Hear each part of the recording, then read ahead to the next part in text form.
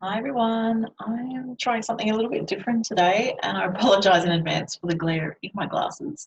I'm going to do a video today based on something that I watched last night, and it's not really something that I've shown on my channel before, but it's something that I've always been researching ever since I've studied astrology, which has been 20 years now. Oftentimes, you see things in the media about famous people, and I always go, okay, what's going on in their natal chart? What are their transits? What does their chart show about their personality? And if you're an astrologer, you'll know. I'm sure you do this too. But so last night I watched on YouTube the documentary about Paris Hilton. Now, I've never really been interested in Paris Hilton. You know, growing up, I guess I've seen bits and pieces about her in the media.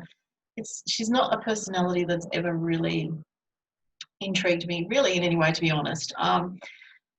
But what was fascinating to me was watching her documentary last night, and I really did find it fascinating. I think whenever, as a Scorpio rising, or someone that has been through trauma in life, like many people have, I thought, oh, what's this about? The trauma that she experienced. I was a little bit curious and wondered what that was. And if you haven't seen the documentary and you're interested in popular culture, which I certainly am,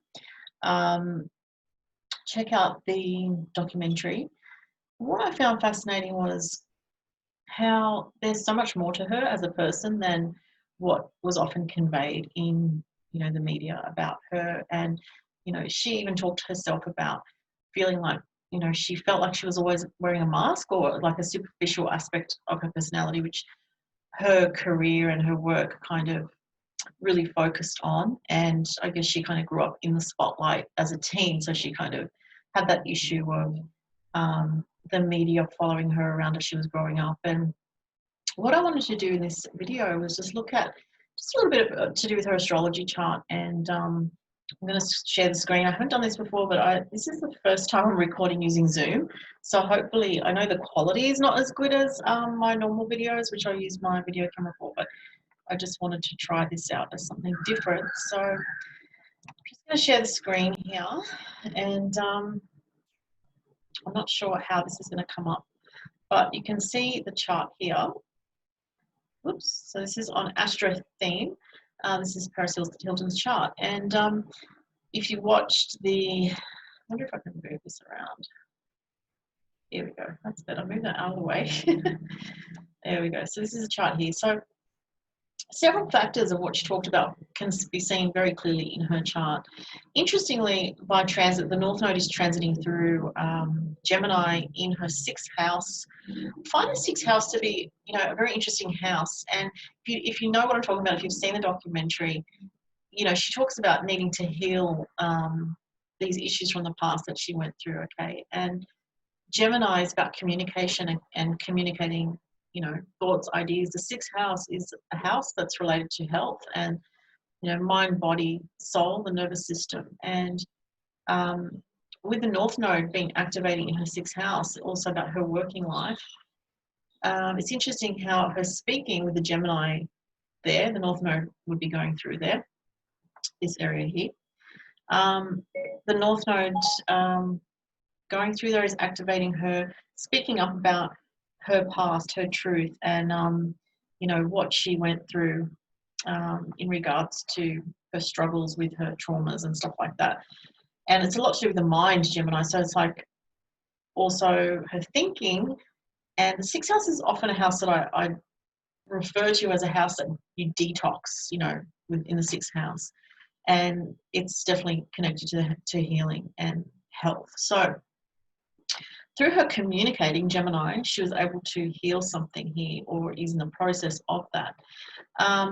Interestingly, the ascendant Gemini with Neptune conjunct shows her interest in music. I never even knew she was a DJ. Like, that was news to me, and I was like, wow, she was a DJ, and she actually did very well as a DJ. I don't know if she's still doing that. She probably is, since the documentary is, showing current stuff in her life as well.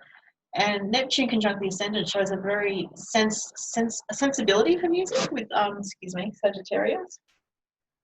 There's definitely a sensibility for music, and also her desire for freedom. And she talked about something of, very interesting, not wanting to be controlled by others, and that was an issue that she faced a lot of in her life. And I do see that with Pluto in the 10th house there, the 10th house in Libra, the parents, her parents were very strict, Saturn and Pluto in the 10th house, Saturn conjunct midheaven there in Libra. She did talk about struggling with being a workaholic and not being able to take a break. And she only went on holiday because her sister really encouraged her to go on holiday and take some time off. But, also we see the midheaven, which is Libra, ruled by Venus, which is about, Venus in Libra is about your creativity, your self-expression in a creative, harmonious sense. So, she makes those perfumes, she is into music, fashion, obviously, which is a huge Libra theme. So that's the biggest one. And Saturn conjunct midheaven shows she's actually quite a successful and very good business person, and she does take her work very seriously, which she talked about. The moon in Leo is very creative, but it's in the 8th house, and this does have a time with it, so we know that that is correct. So we have the time as 2:30 a.m. in New York here. There we go. So you can see that there. So the moon is in Leo in the 8th house. So yeah, that's interesting because it shows that her emotions are quite fixed, and also she's a sun in Aquarius, which can be quite detached, and that also is part of her some difficulty in self-expression there with the moon in Leo. Wants to express itself, but it's in a very hidden house, the 8th house, which is a house of secrets. And she talks about, well, they reveal in the documentary at the end that her mother never even knew of the trauma that she went through at that I think it was called a provisional school, where they would send kids that were troubled, and just the horrific things that went on there were really disturbing. The 8th house there with the moon, it's difficult to have a moon in the 8th house, and the expression can be blocked. And because Leo, as I said, wants to express itself, but it's drenched in the deepest, darkest part of the chart, the 8th house, which is the Pluto house, the Scorpionic house, and it's a house of trauma and psychological, deep psychological aspects of life, secrets, hidden aspects, control, power, all these themes. And, her sun in Aquarius in the 2nd house is about not only how she earns her money, because the 2nd house is money earned, which is something, that she does very independently now. She has her own business and she's had that there for a while. But Sun in Aquarius is in detriment, so it shows that she has struggled, like she has talked about, expressing her true self, and you see that very strongly here with the Sun,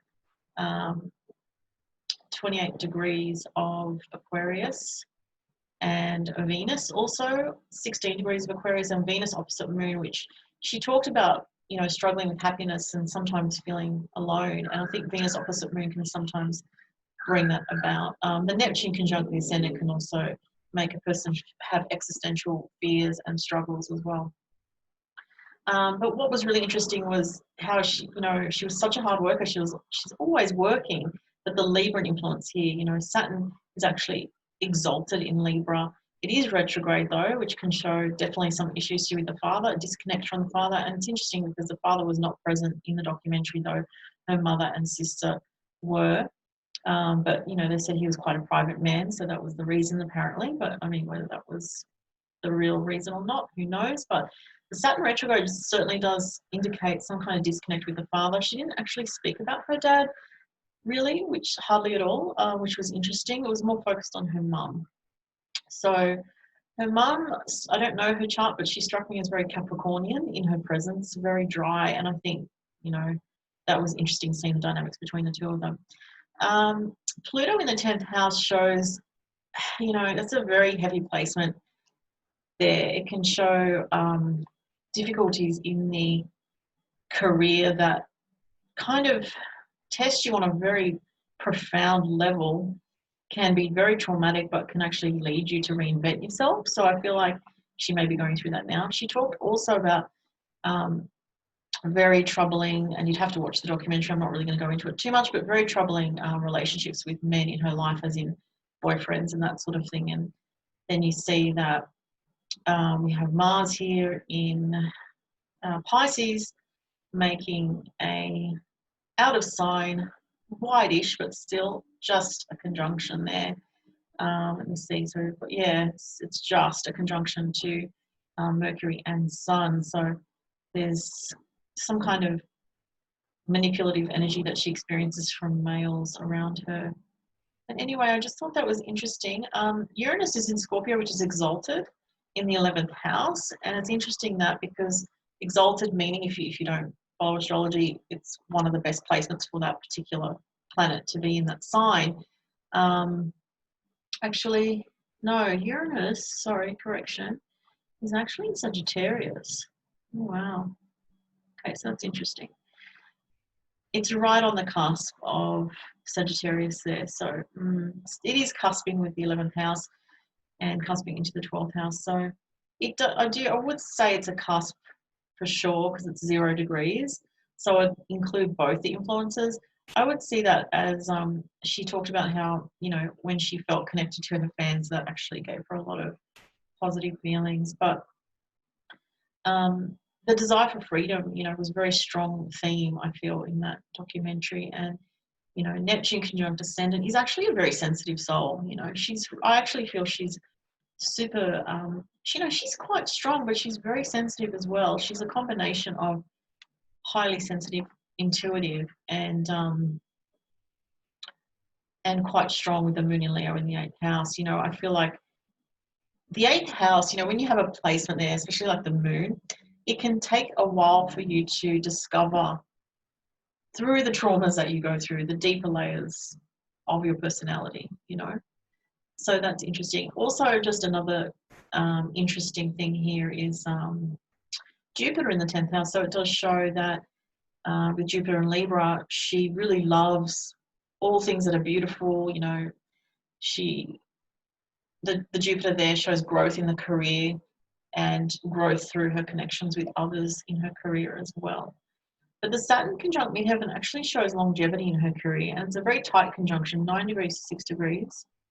That's a 3-degree orb there. So Saturn retrograde conjunct the midheaven in Libra shows a long career in Venus Libra related area, which is music, fashion, you know, relating with others, having a connection with others, her partnerships, possibly like people that she partners up with, you know, for fashion and that sort of thing, or for her perfumes or whatever it is. So very interesting. The transits are interesting. She has Chiron transiting the 4th house of family, so that could be very triggering in some way. And it's been there for a while, obviously. Chiron's been in Aries for a little while already, so Chiron's been, let's see, it's been actually opposing her midheaven right pretty much around this time. So through issues to do with family have come up opposing in her career. So it's like what she said, you know, she felt when she went to do this documentary, she said that her intention was not even to speak about this issue, but it was through working with a female director where it just kind of came out. So that was also interesting. And what else can I tell you guys? She's going through Pluto square Pluto transit, which is actually a very difficult transit. I've been through that one. It's not a lot of fun. It's quite a difficult time to go through Pluto square Pluto. So yeah, what else has she got? She's got,